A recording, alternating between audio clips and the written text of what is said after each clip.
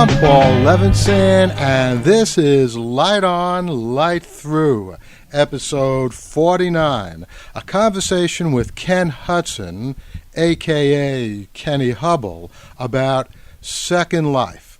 Now, this episode of Light On, Light Through is going to be a little different from just about all of our other episodes. Ken and I had such a good conversation, at least in my opinion, that I let it run on over 30 minutes. The conversation, in fact, is about 34 minutes in length. And I'm going to play the whole conversation for you with one brief commercial interruption in the middle of the conversation. But we are going to forego our flashes section for this episode. I will, though, of course, play our promo suite, our much-beloved promo suite at the end. Now, I actually was interviewed by Ken in Second Life a few weeks ago, and you can find the link to that interview, and it's an hour-long interview, and you can see the whole animated video of the interview on lightonlightthrough.com. But now here, without further ado, is my interview with Ken Hudson of Second Life. Well, I'm happy to be here with Kenny Hubble, a.k.a. Ken Hudson. As you know, we recently did an interview. Actually, Kenny interviewed me on Second Life. I had a wonderful time doing the interview. I've gotten all kinds of great feedback on it.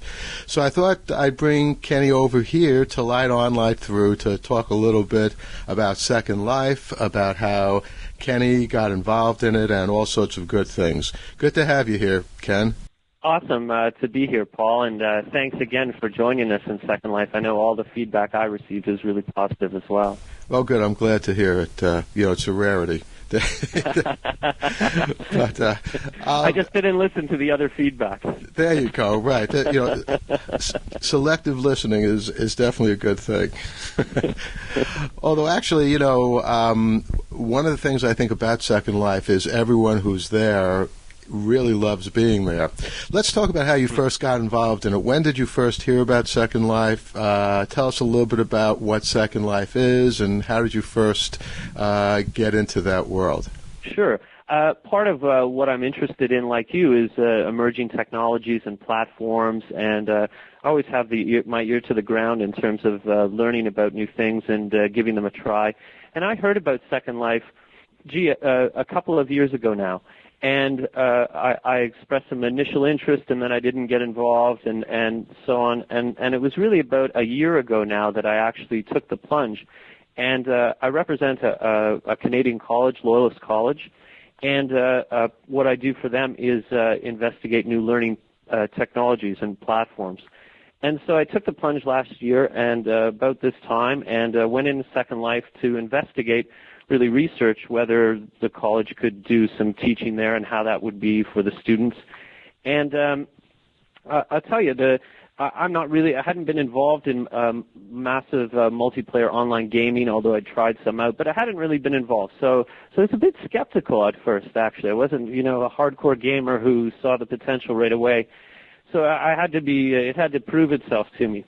And maybe the third day I was in Second Life, I was teleporting around to the various campuses that had already been set up. And I teleported over to the Harvard campus. Harvard Law had been conducting a course in Second Life last year, Cyber 1. I bumped into some students from the course. And we had a little conversation. It was all very natural. And I was amazed just to be involved in having a conversation.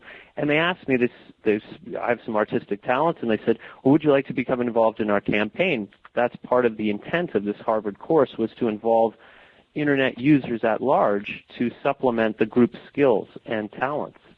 And I said, sure, let's do it. And so for about 6 weeks, I was involved in the Cyber 1 course. We started a campaign, the Slacker campaign, which is Second Life Adult Content Reminder, and it was part of their coursework, and for me, a really great experience, and immediately I saw the potential in terms of group collaboration, in terms of distance learning, and from there, I must say, I dug right in.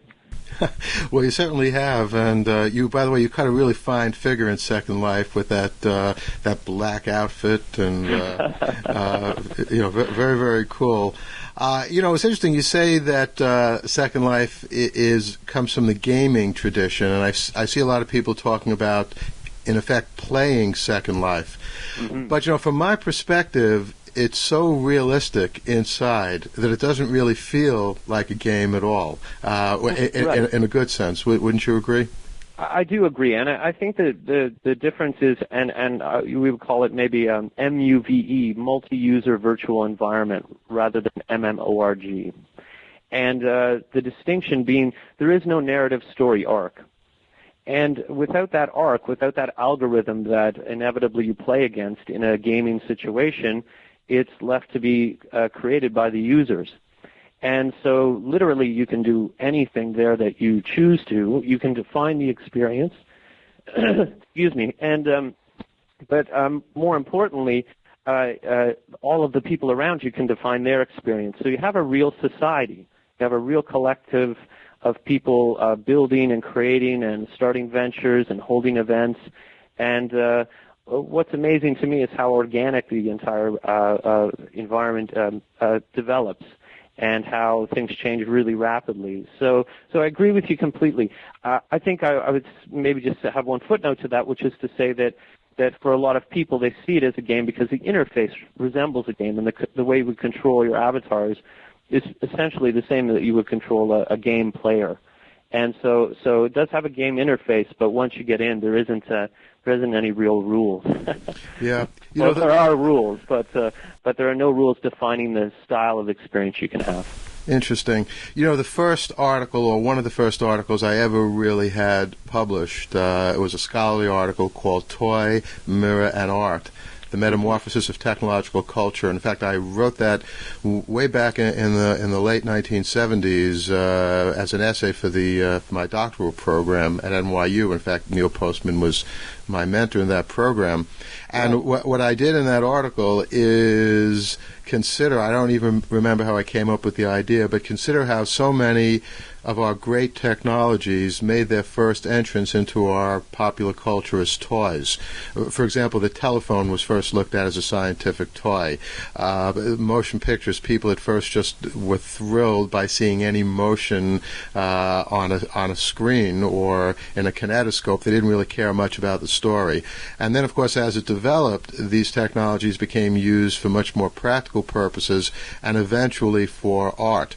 So it strikes me that what you're saying about Second Life is, in effect, it comes from the gaming tradition, but it's now much more than that, and it certainly has gone into the threshold of real life, that is, real life in a virtual setting, and even art to some extent as well. Yes, absolutely, and I think it's interesting this idea of the toy and the object toy and its relation to the activity play, and I think in traditional game senses, there's play is a defined boundary, and rather than as Winnicott might say, the child psychologist, a overlapping of my world with yours into this fantasy space, and so.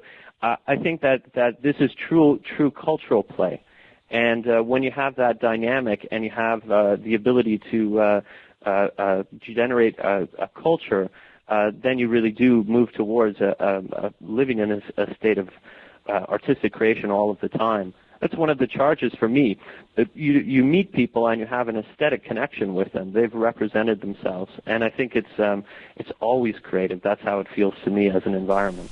And I think one of the things that really gives Second Life an edge is this interface between the Second Life world and our real outside world. For example, just one of the things that struck me in the aftermath of our interview is the fact that Second Life Cable Network, SLCNTV, in effect made a videotape of that, and now I put that videotape on MySpace, on my blog, and what it does is it exposes people outside of Second Life to what's going on inside Second Life. Yeah, and I think that's a huge breakthrough, and if you haven't had a chance to check out the work that Second Life Cable Network does. It's great. All of their shows are archived.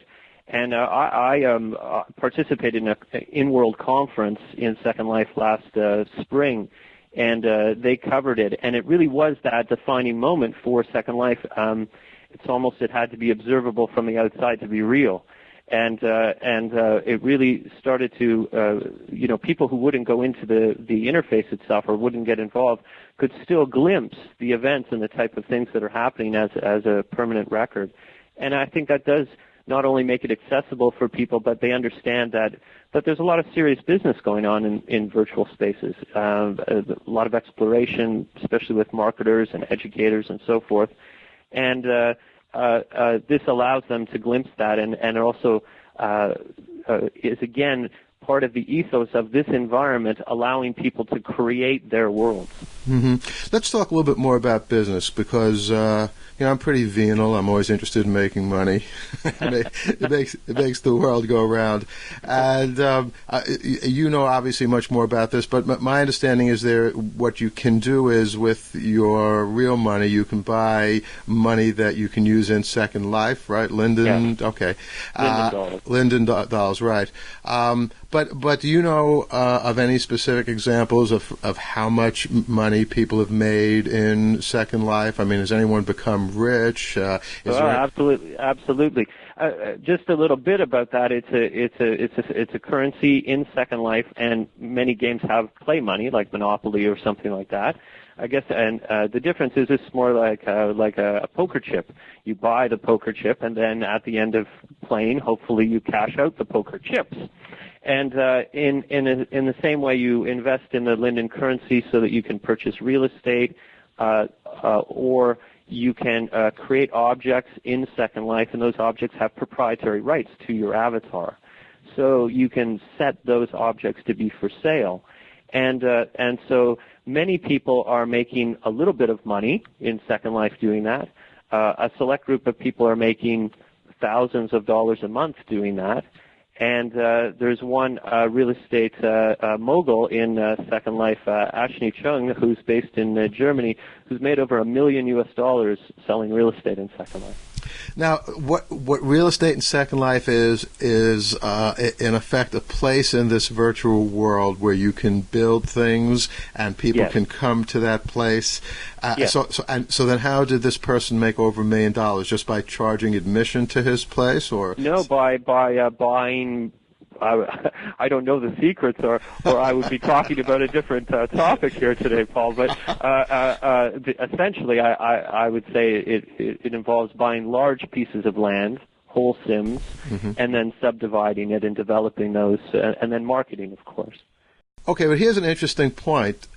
In the real world, there is a finite amount of land, right? Yeah. And furthermore, land that's located closer to, say, a big city like New York City is worth more than land which is, someplace in the Arctic tundra. Yeah. But in Second Life, isn't it the case that there's an infinite amount of land, and you can then teleport instantly from one place to another? Well, it's not infinite, because the land is representative of storage space. And so each sim, which is about 65,000 square meters, 16 acres of space, virtual space, is contained in one area on the computer. And so in a sense, you're buying bandwidth space. Okay. And that space can hold X amount of objects and so forth. And so if Linden Lab, the developer of Second Life, had an infinite amount of money to infinitely host that space, then it would be infinite. Okay. But in fact, it is based on their storage capacity, and as they grow, they add more, and as the population grows in Second Life, they add more. But I think they never want there to be an excess. I don't think they have the resources to make an excess at the moment. Okay, so that answers the first question, which makes sense. What about the proximity question? Isn't everything equidistant in Second not Life? as much of an issue, obviously, because one teleports, and one can be found in a similar sort of search way as Google would find a website.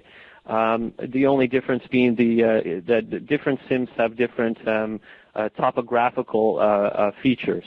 So one could say that, and there are mountaintop snow sims, and there are tropical waterfront sims. Mm-hmm. And so the tropical ones would probably have a bit more of an edge. Yeah, unless you're an Eskimo, or I don't know. That's right. Are you doing Santa's Village?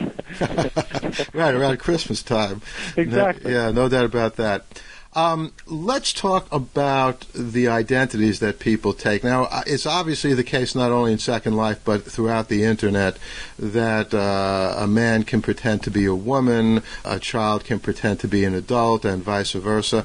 But, yes. I assume that that's been developed to a really fine art in Second Life.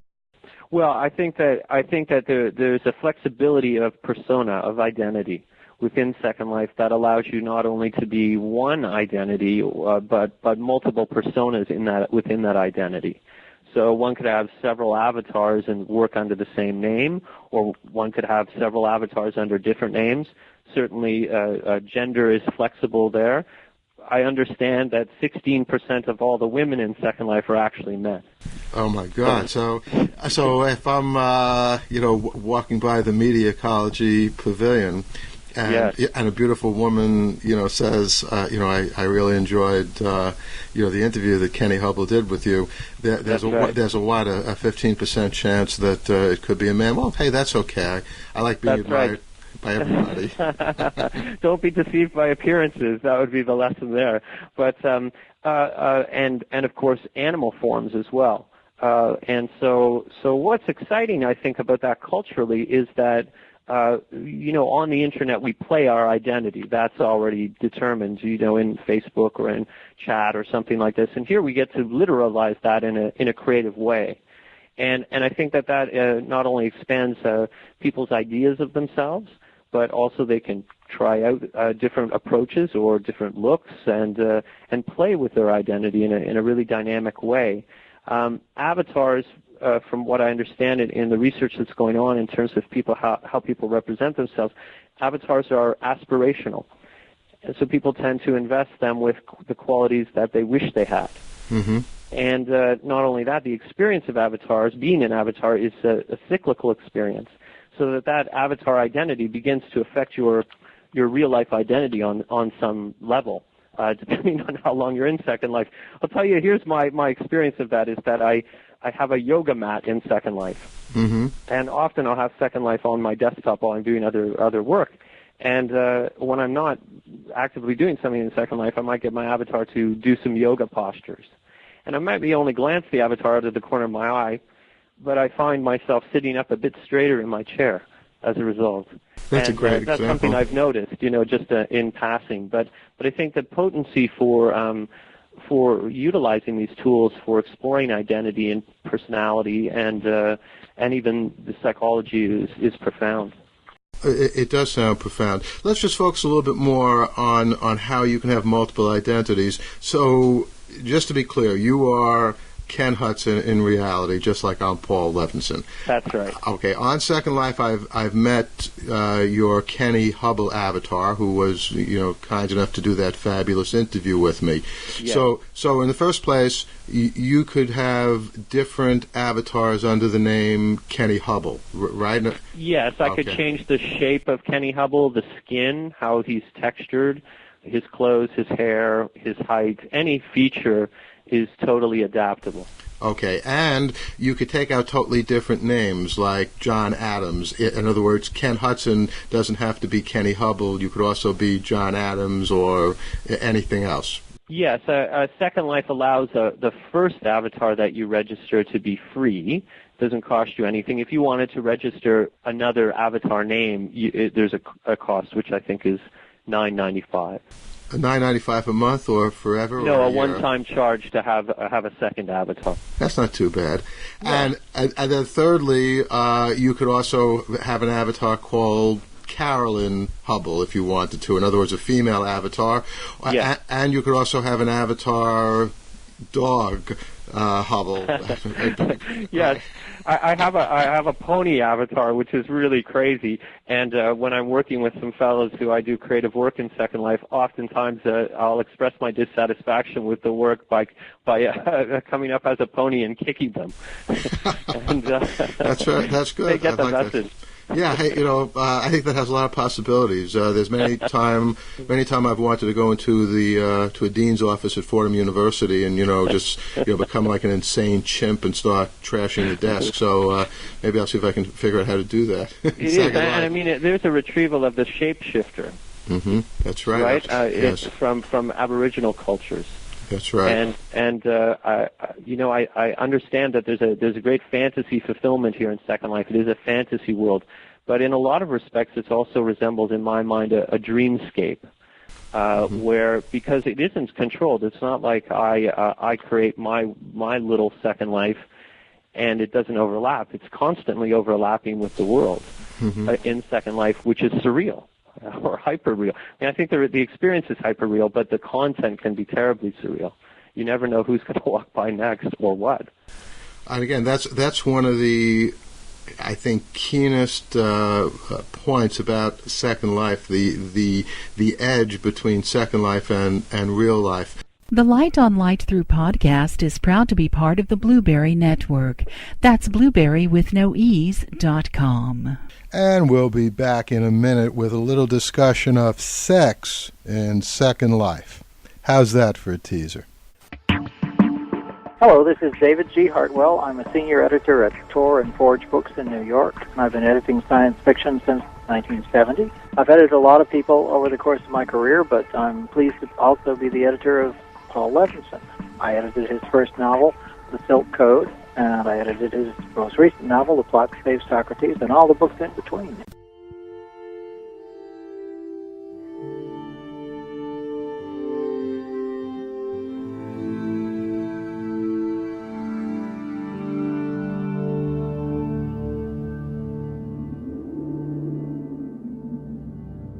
Athens, 2042 AD.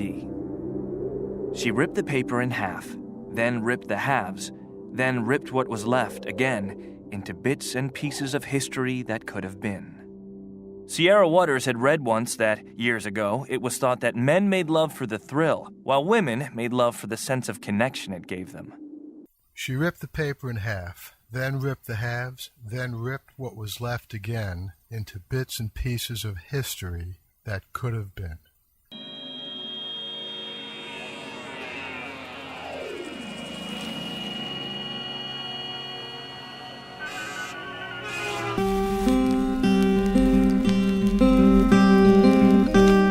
Entertainment Weekly says the plot to save Socrates is challenging fun.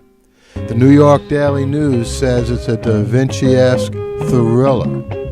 And Curled Up with a Good Book says Sierra Waters is sexy as hell. You can find out more about The Plot to Save Socrates by Paul Levinson at theplottoSaveSocrates.com.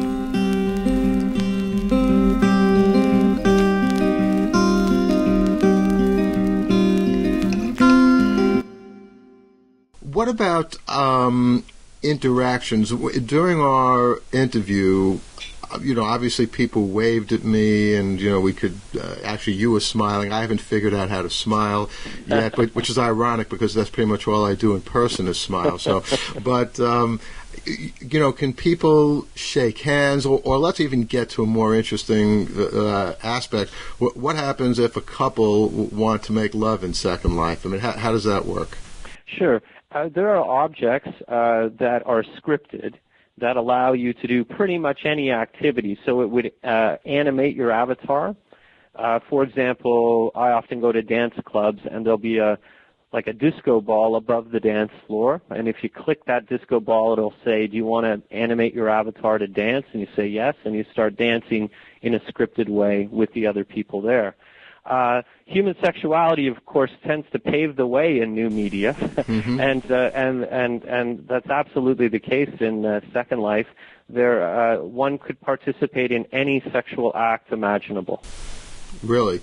And now, how would that work, though? In other words, we'll try to keep this, I don't know, PG or something. Let's just assume, a couple wants to passionately kiss. So, yes. So what would that look like? You would see on your screen your avatar and the person you're kissing embracing, and it would look realistic.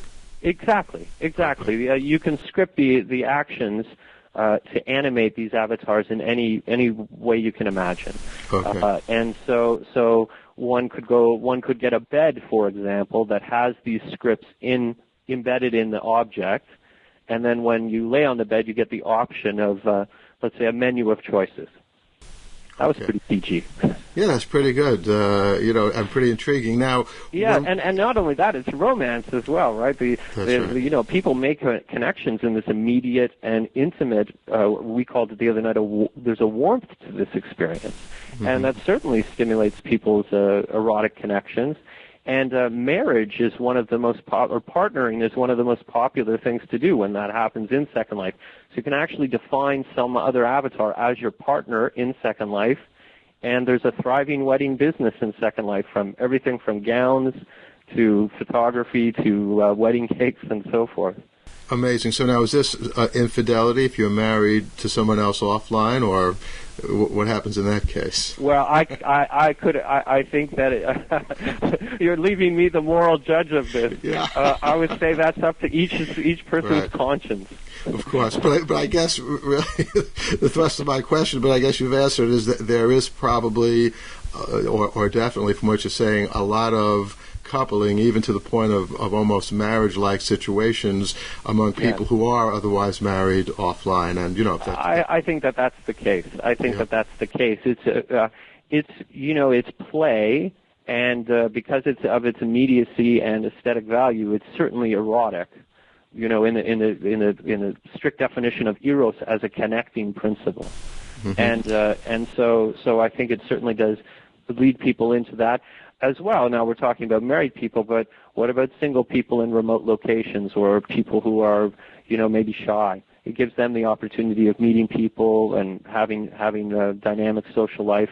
One of the most heartwarming audiences or participant groups in Second Life are the disabled, and I know there are dance clubs for disabled people, for example. That is very nice. It's almost poignant. When we did our interview, we were talking as we were, our voices were in the actual interview. We hooked up through Skype and all that stuff. But can couples talk to each other, or is it just texting at this point? No, the reason we did that, and it was that we did our interview with Skype rather than voice chat in Second Life, was a technical reason, so that we could control the audio output, so it could be balanced. But now voice is fully operational in Second Life. You can speak and with a headset microphone or something like that, and be heard and have a conversation. That conversation could be private if you would like, or public. And so, and that's a fairly new add-on to Second Life, maybe about 3 months ago. So really incredibly fast growth, and also lots of new features coming in all the time. But you could speak in the same way we're speaking on the phone, only we would be in a room speaking together. So that's great. So, for example, I could, as I sometimes do in my classes, sing a song to make a point, and it would be heard, or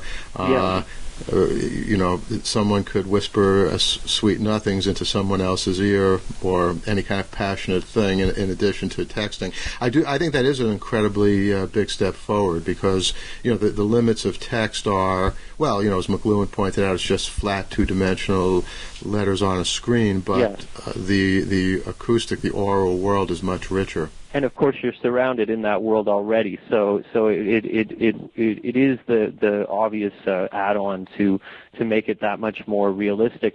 Now, I know that you're a musician and songwriter as well, Paul, and independent musicians are using this space to perform. So Amazing. They stream their performance into a nightclub and then represent their avatar with a guitar animation or something like that. And live music is one of the most popular activities in Second Life. That's great. Now, I actually have MP3s of most of my stuff, including something new I just wrote about a year or two ago called Lime Streets. But, I see what you're saying. So I could actually get those MP3s piped into Second Life and then have myself perform them as an avatar with, in my case, probably sitting at a piano or standing up and singing harmony. Yeah, no, absolutely. You could do that. And additionally, I think what's exciting is that musicians are doing that live. So they're Right. sitting in their home studio and they're streaming their actual performance before a live audience in Second Life, and they're watching the audience, and so they have a sense of really performing.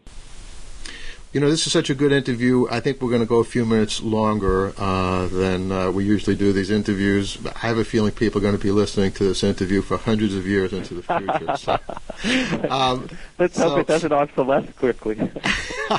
No, it'll keep reversing itself into itself. It'll be like an infinite regress. But what do you see as the future for Second Life? And just to sort of paint this question in broader strokes, one possibility is that everyone will have a Second Life in addition to their real life. I guess in the same way that, you know, just about everyone nowadays has a cell phone, has a computer. The other possibility is it's a more selected group of people, which is the way Second Life is now. Now, how many millions of people are on Second Life now? What is it, about 10 million? I don't 10 million registered users, approximately. Okay. And so out of that, I'm not sure of the exact numbers of regular users, but a couple of million anyway. You know, 2 or 3 million regulars. And at any given time, you're looking at about 40 or 50,000 people in world. Okay. And so it's an interesting question, and I think that, first of all, you know, Second Life is only one of these multi-user virtual environments that are springing up.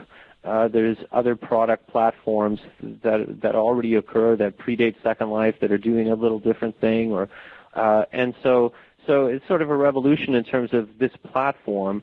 With Second Life itself, you know, it has a lot of publicity, or gets a lot of publicity. It certainly is accessible for the average person who wants to get in, and a lot of people are there. So it makes it, you know, you don't want to go to a virtual world with 25 people. That wouldn't be very exciting. And so the fact that it is growing and people are getting involved actually makes it more of a draw.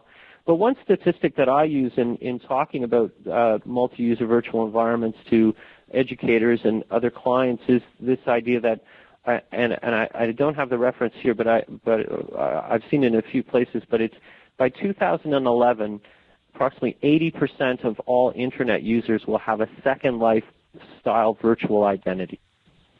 Wow, that's amazing. Huge number of people. That is, and yeah. So now, whether that virtual identity is actually something that, you know, like a game client, like Second Life, where you commit to one game client and that's where your identity is, or more likely to see an add-on to a Facebook-style social networking that allows you to kind of jump into various worlds and sort of move between these, you know, maybe a traditional game space to a social space, to a creative business space like Second Life.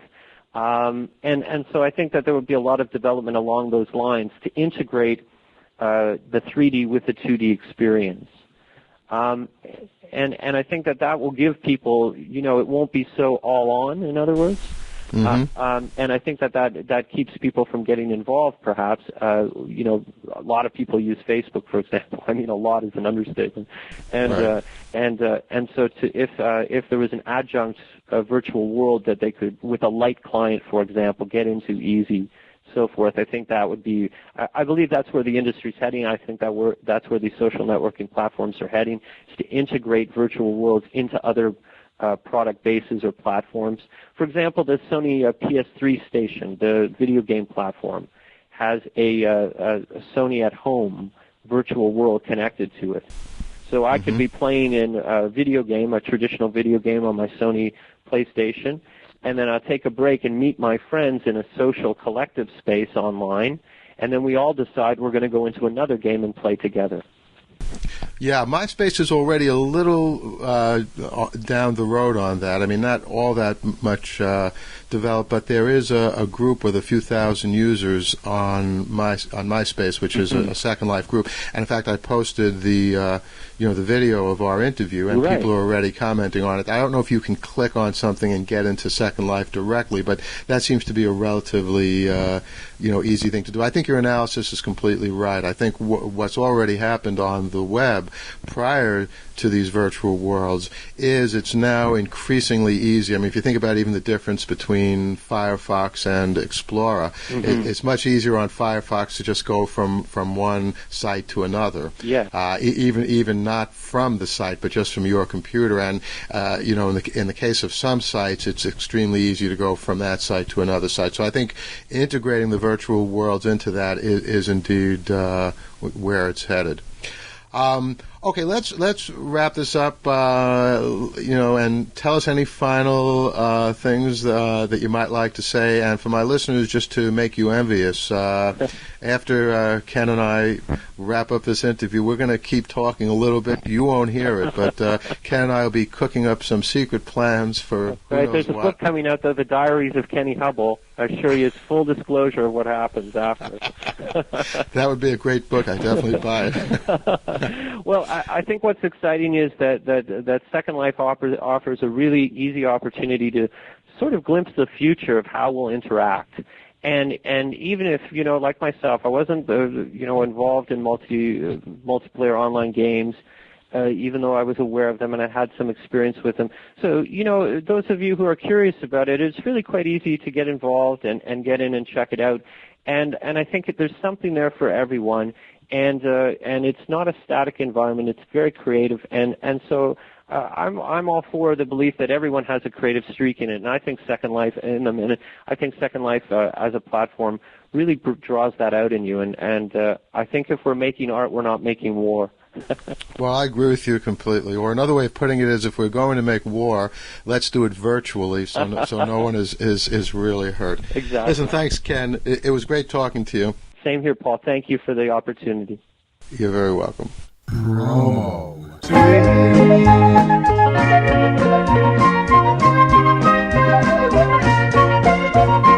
And that's the sweet music of our promo suite. Hey, and thank you, Ken Hudson, a.k.a. Kenny Hubble. We'll see you in Second Life. And we've got some really exciting episodes of Light On, Light Through for you in the weeks and months ahead, including an interview with Stan Schmidt, Dr. Stanley Schmidt, the editor of Analog Magazine, the preeminent publisher of short science fiction in the world. But now for our promos. And you're going to hear promos from Mike Thinks News, the savviest podcast in town, for Sean Farrell's audiobook of my first novel, The Silk Code, for the Punk Horror Podcast, for the Ron Paul Podcast, and a new promo for a new podcast about Journeyman. Listen, I had a great time talking to you. We're just about out of time. I look forward to talking to you next time. In the meantime, sit back, relax, and enjoy.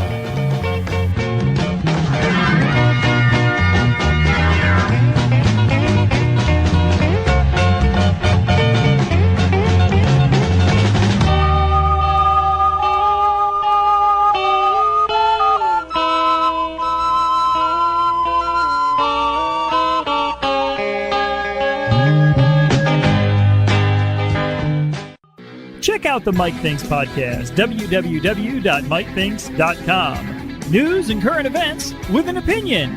The Mike Thinks podcast. It's the news you missed.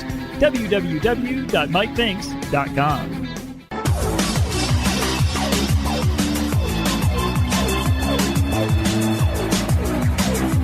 The Locus Award-winning novel by Paul Levinson comes to life in this free podcast novel. Journey into the ancient world, witness the wonder of ages past, and join Phil D'Amato in the struggle against forces both ruthless and unseen. Visit www.thesilkcode.blogspot.com to learn more about the author and the novel, and subscribe today at podiobooks.com.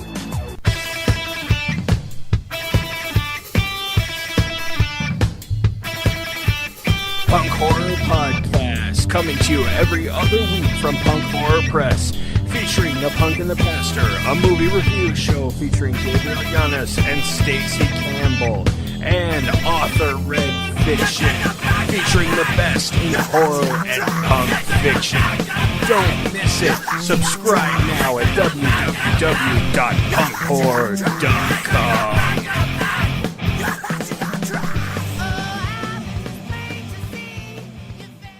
Hey there, I hope you'll come over and check out the Ron Paul Fancast. It's a really great place for people who are fans of Ron Paul and for people who would like to know why we're all fans of Ron Paul. For the most part, this show is a show of testimonials. People like you and like me who want to share why they support Ron Paul. I hope you'll come and join us at ronpaulfancast.libsyn.com. So you already know about podcasts. You may already know about NBC's new show, Journeyman. Well, my name is Troy Price, and I do a podcast on Journeyman, and I invite you to join me. Watch Journeyman, 9 o'clock on NBC, and then tune in via iTunes Tuesday morning for reviews and laughs about the previous night's show.